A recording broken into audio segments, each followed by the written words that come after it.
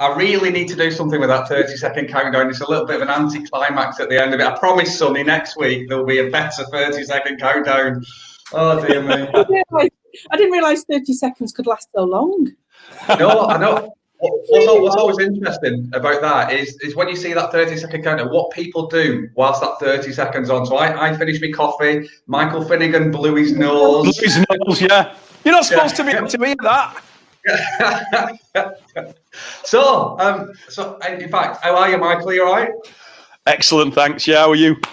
Yeah, really good, thank you. So we were just saying just before we hit the live button, this is week 3 of Monday Funday, where we're trying to give people a reason to smile a bit earlier than they might have done. I don't know whether you know, Michael, that Marmite did a study in 2011 that suggested that it's only 11:16 on a Monday morning is the average time that people smile, which is later into the day. So when me, Sonny, and Emily, who normally joins us, we were talking about potential guests. I said we've got to speak to the person with the world's biggest smile. So welcome. That's obviously me. I've been set up. Yeah. Welcome. What a fantastic intro. Thank you very much, both of you. It's great to be here. Yeah, no, thank you. So, for people who, I mean, if there is anybody that doesn't know who Michael Finnigan is, who is Michael Finnigan?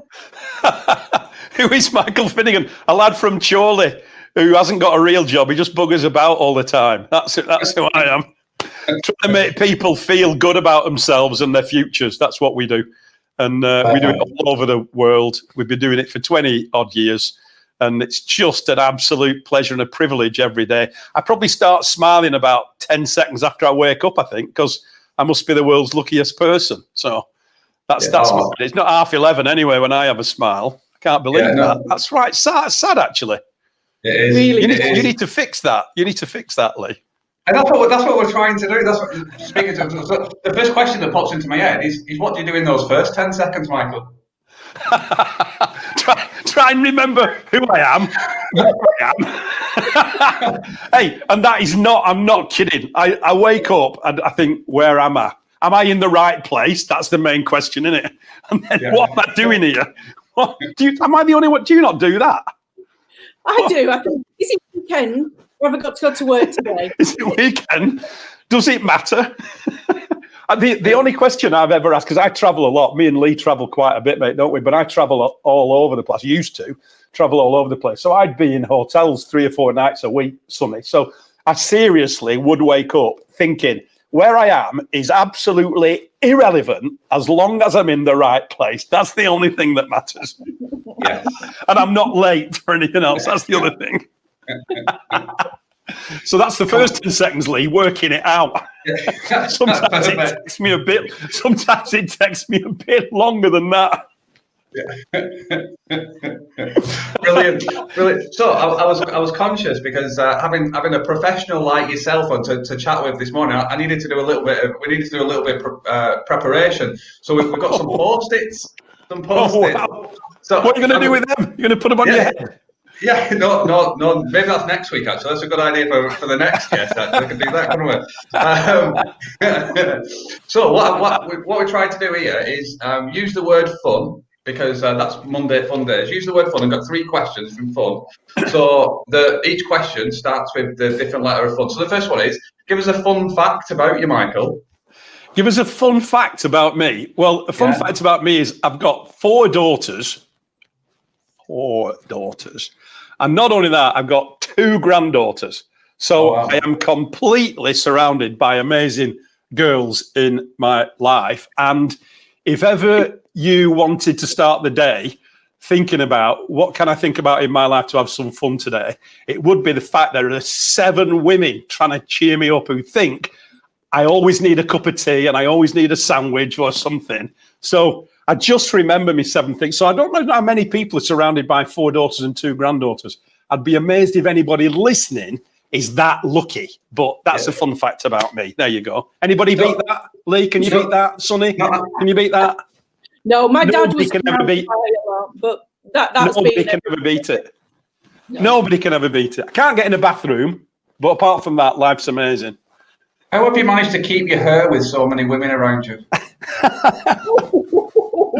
Listen, I think a lot of that stuff, see, maybe this is a serious point, Lee.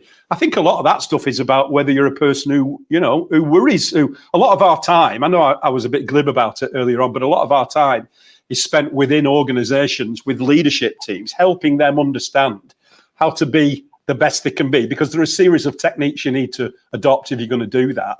And one of the things that I'm always conscious of is like we want you to spend less time in negative space and more time in positive space. And I just don't think I actually, over the last 28 years, have spent much time in negative space. I just think that's the case. So, I've still got all mine. You've probably got all yours. You probably just shave yours off, Sonny. I mean, Lee. Probably just shave yours off. Sonny, I thought you were taking yours off then when you did that. But do you not think there's something in that? Do you not think there's something in that? Just, living life in a positive philosophy keeps your hair on. Yeah. So how do you do that? Because it's interesting, isn't it? Because people often say, "Oh, you're really lucky," but actually, you put yourself in that situation, don't you? And I'm a big believer in that. And you can either be negative about a situation or positive, and you can look for the positives, can't you?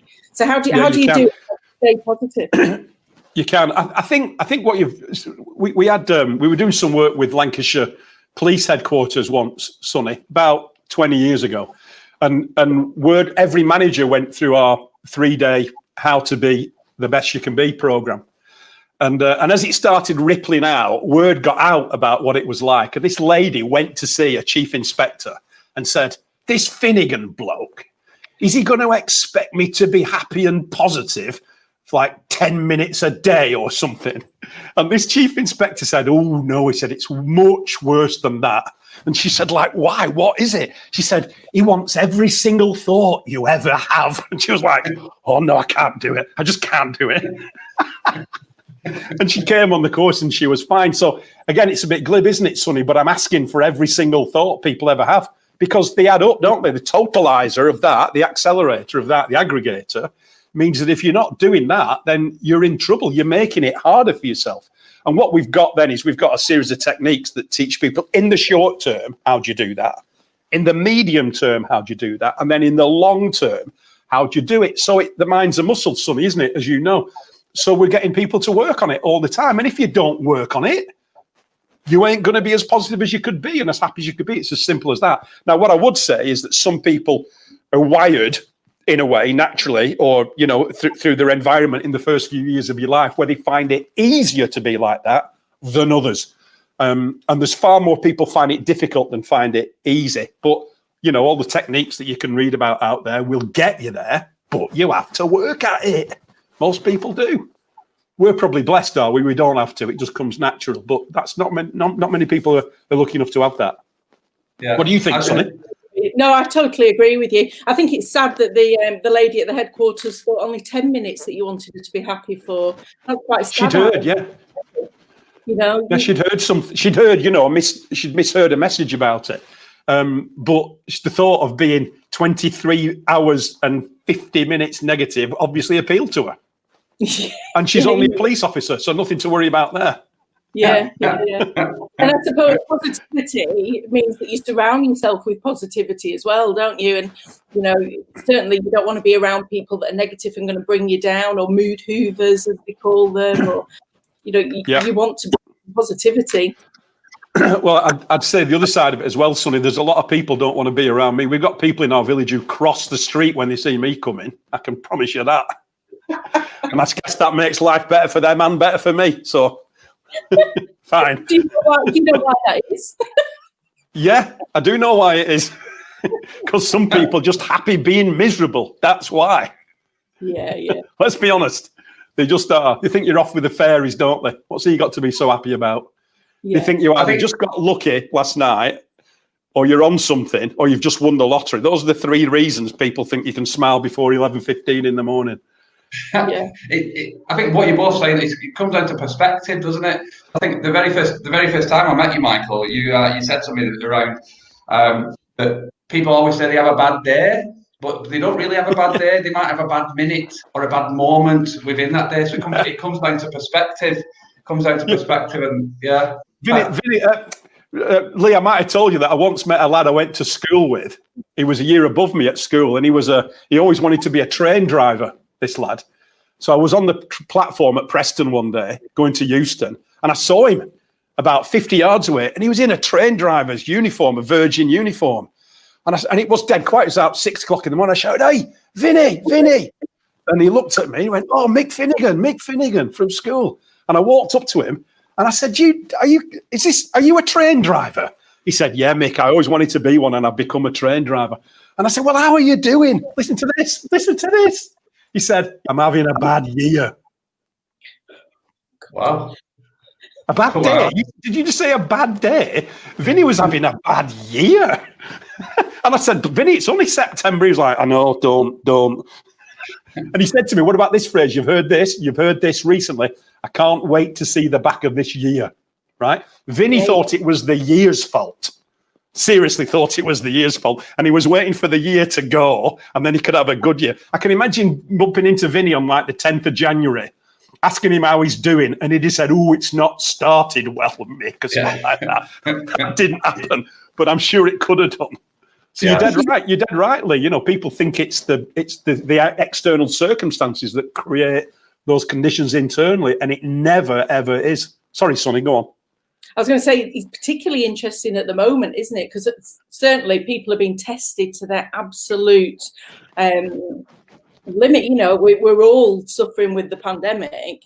And again, it's interesting to see people's different takes on it. It does affect everybody, but it's what you do with that information, isn't it? And how you act.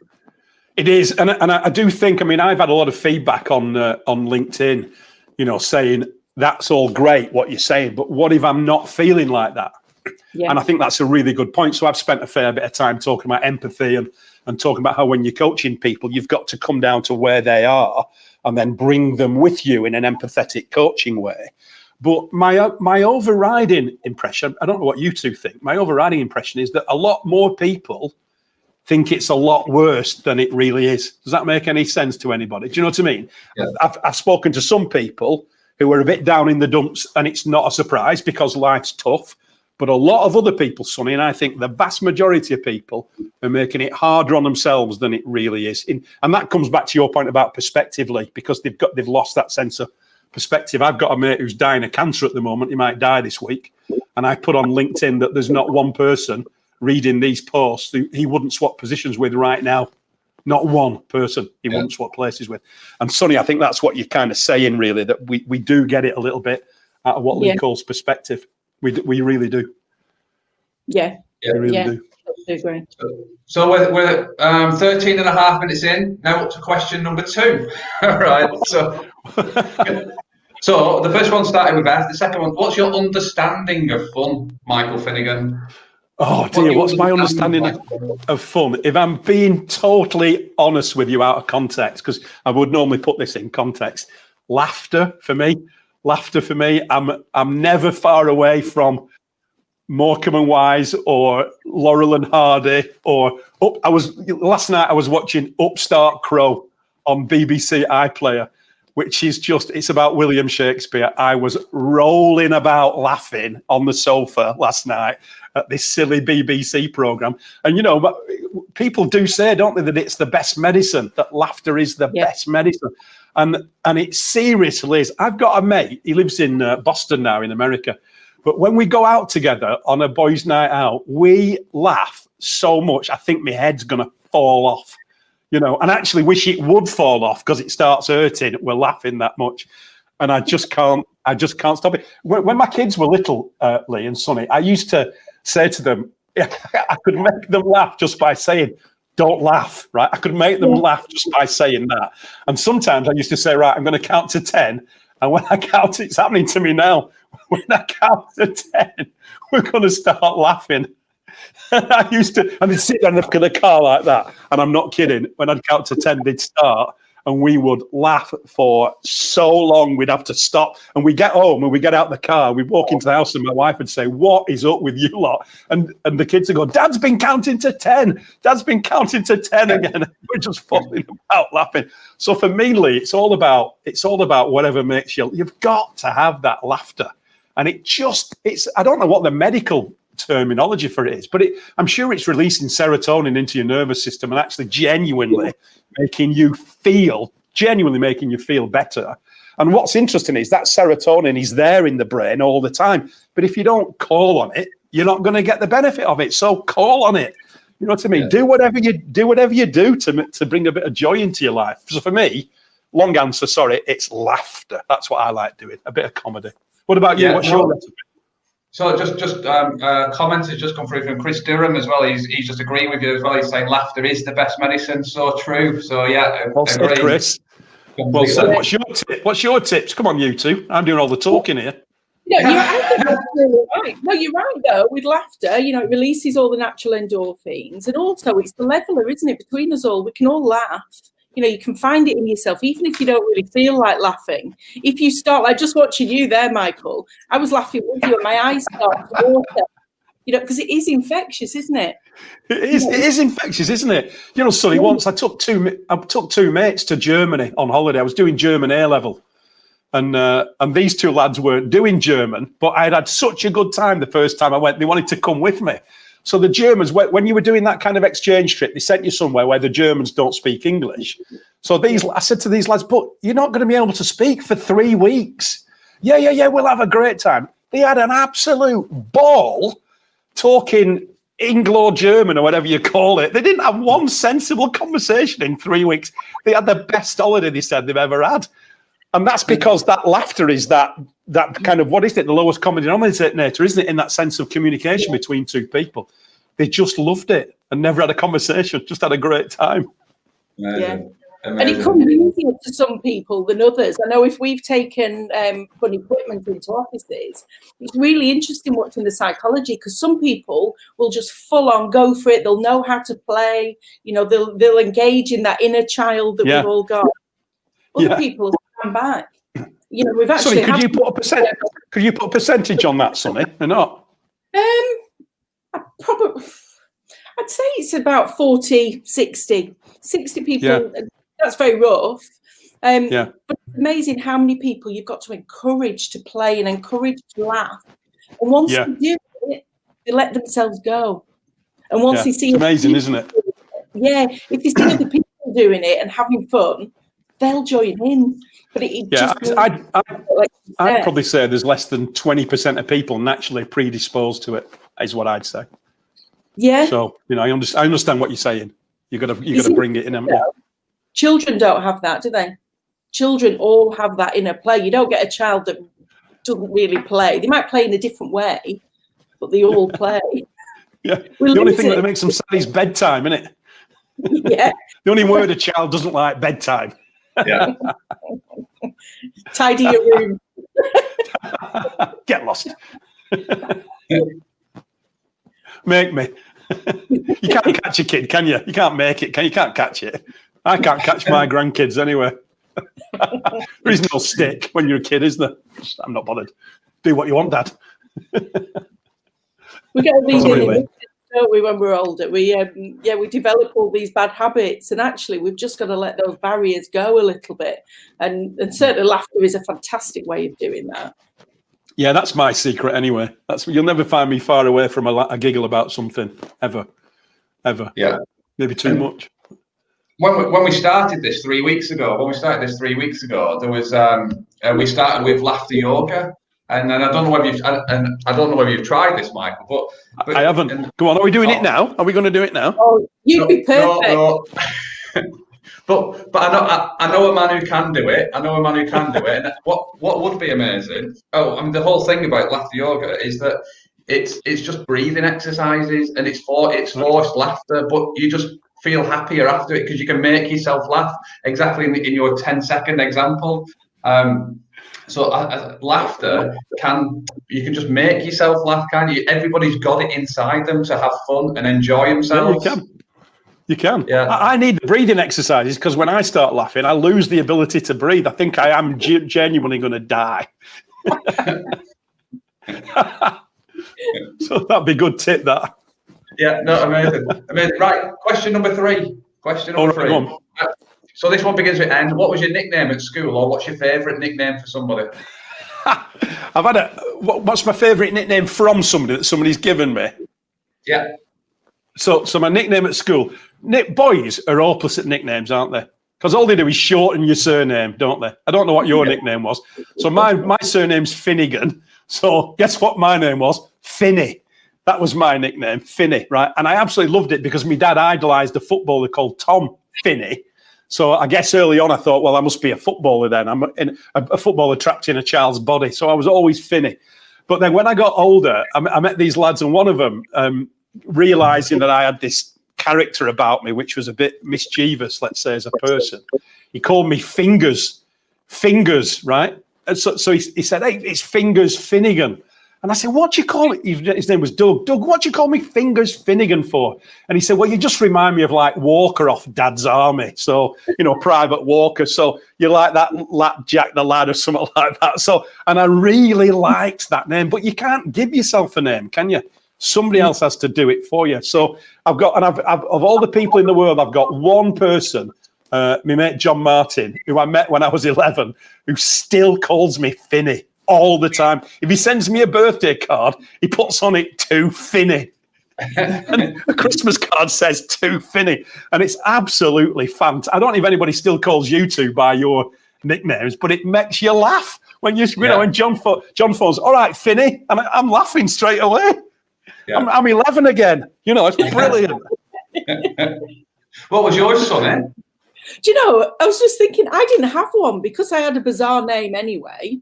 You don't need one. You got the perfect name. I didn't need one. It's only, the strange thing is, recently, people have started calling me Sandy. And I don't know why. Right. See, that's the same name that I had, Finny. I'm Finny, you're Sandy. It's the same thing, same technique. I think they think that's my first name, though. I don't know. Right. Right. Lee, on this basis, then, if I'm Finny and Sonny's Sandy, you must be haughty. What was your nickname? Must be haughty. Bed. And you are a bit haughty, actually. Bed. Bed? Yeah.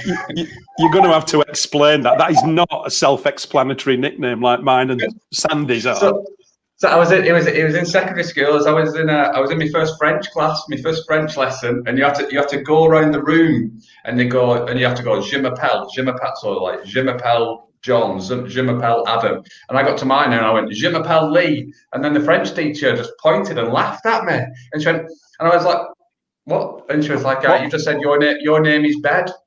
Right, yeah, of course. Yeah. So from that moment on, anytime I was playing football in the playground, it was always pass the ball, Bed, over here, Bed.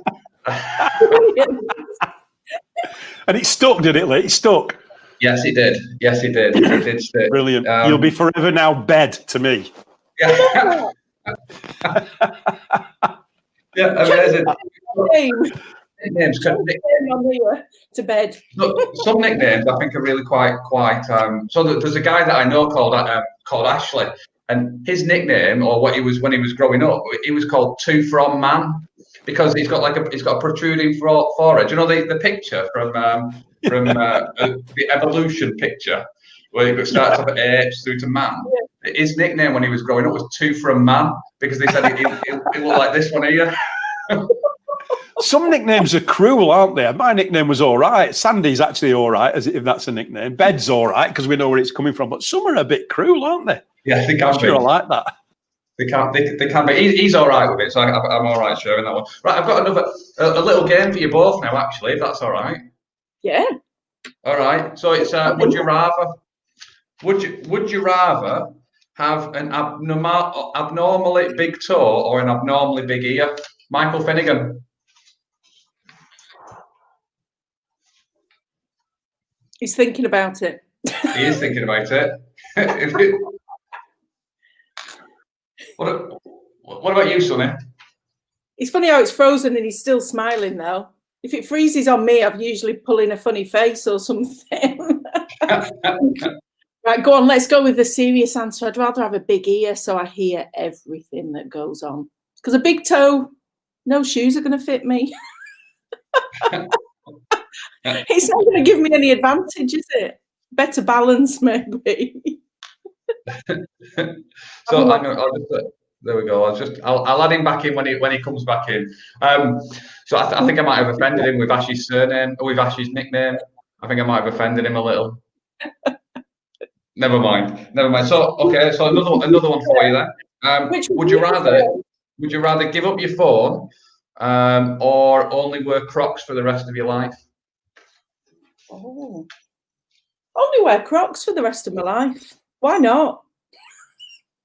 I don't think I've ever worn Crocs other than in the garden. But go on, I'd wear Crocs. I need my phone now. We're glued to them, aren't we? You can do everything on your phone. We do. And then the last one is: would you rather have no kneecaps or no elbows? Oh, that's a good one. Oh, no elbows. No elbows. How would you eat? I'd just have to bend over. You don't need your hands to eat, do you? My feet. Do you have a drink in front of you? I'm not doing it now, Lee. That'll be messy. Well, I mean, give it a whirl, sonny. I've done it with a pint of beer before, but I won't do it with a cup of coffee. It might get a bit messy. Which would you answered these questions yourself, yeah? No, but do you not find? I think that as quizmaster, that's allowed, isn't it? No, because I want to know what you say. Are there any right or wrong answers? Oh, hang on a second. I've just Mike's back on. Yeah. Yes, please. So it says he's coming back on. Mike's back on if you want him. So hopefully he's gonna I'm here. He's there. There's no picture. There's no picture, but I am here. All right, got you. I thought I'd offended you then when I said Ash's nickname. I thought he's had enough. Something happened with the internet. I think something weird. Right. I was just saying, Lee, that whatever the choices were, I've got massive ears anyway. As you can see, look at them. They're my granddad's ears. I don't. He'd obviously finished with them and he gave them to me. Yep. So whatever it was, I'm not sure I'd have a big toe than another big ear. Because if I gave one ear up for a toe, I could have the best of both worlds. I could have a big toe and a big ear. So I'd be super comedy value on that one. What was the second one? The second one, would you rather give up your phone or only wear Crocs for the rest of your life? Only wear Crocs for the rest of my life. I wear them anyway. Do you not? I have these shoes. Cheryl bought me these shoes that are garden shoes or something. Has anybody got them? Yeah. And they're they're like Crocs for the garden, Sonny, aren't they? So I'm doing that. I could get away with that. I could carry that off. If you had an abnormally big toe, though, in those shoes, would that make it easier to wear them? I'd have to cut a hole in them, wouldn't I? That'd be even better. Or would they be flip-flops then, would they? I don't know. What's the third one? Third one, would you rather have no kneecaps or no elbows? Oh, no elbows. How could we play football, Lee, if we had no kneecaps? I have to have no elbows. And my mum was always telling me to take my elbows off the table. So there you are. She'd be happy with that. No elbows. How would you eat? Just face down in the food like I normally do. That's the way you do it, isn't it? Do you know what? One of the funniest pictures we've got at home is of one of our children sat in a high chair at about 8 months old. And I don't know if this ever happened to anybody else when their kids were growing up. And she just fell asleep and decked it into her food. And that was it. She was just asleep in her dinner in the high chair. What a fun. And you just think like, that's got to be the best feeling in the world, hasn't it? Falling asleep in your food. So if you had no elbows, you could do that every day, couldn't you? Yeah, amazing. That would be amazing. I've only ever seen that on You Being Framed. You always see kids doing that.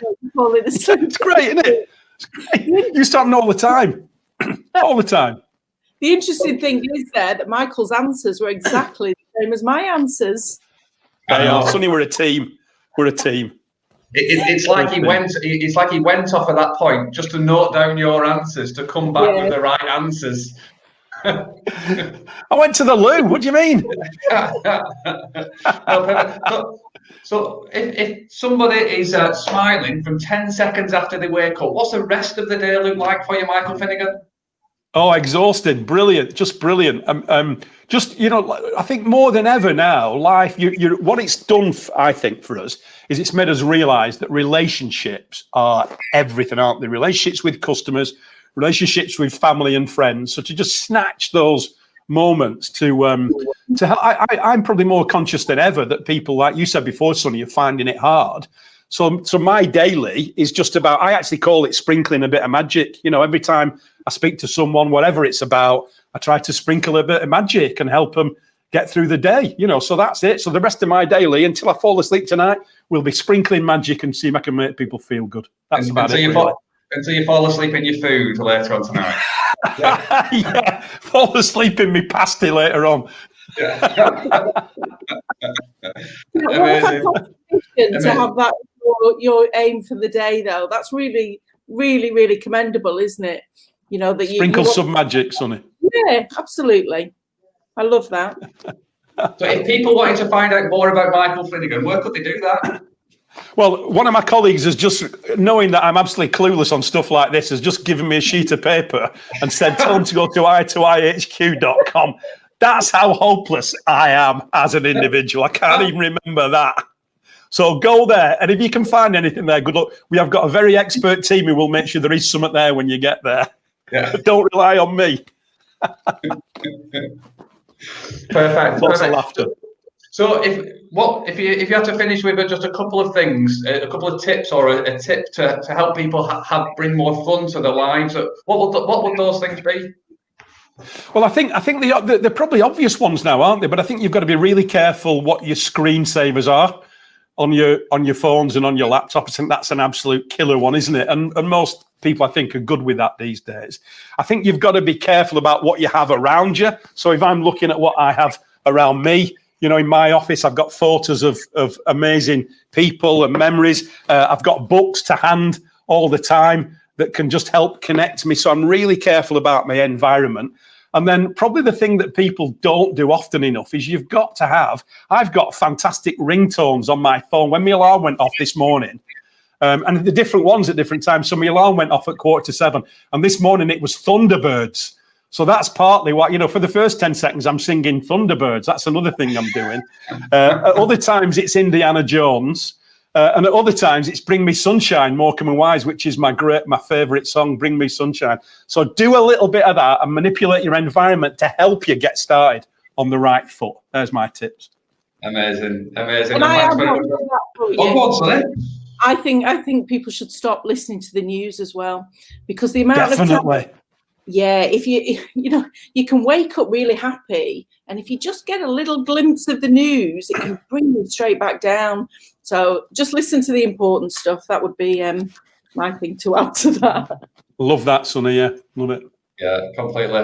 No, it's been an absolute pleasure to catch up with you again, Michael Finnigan. So thank you very much for joining us this morning.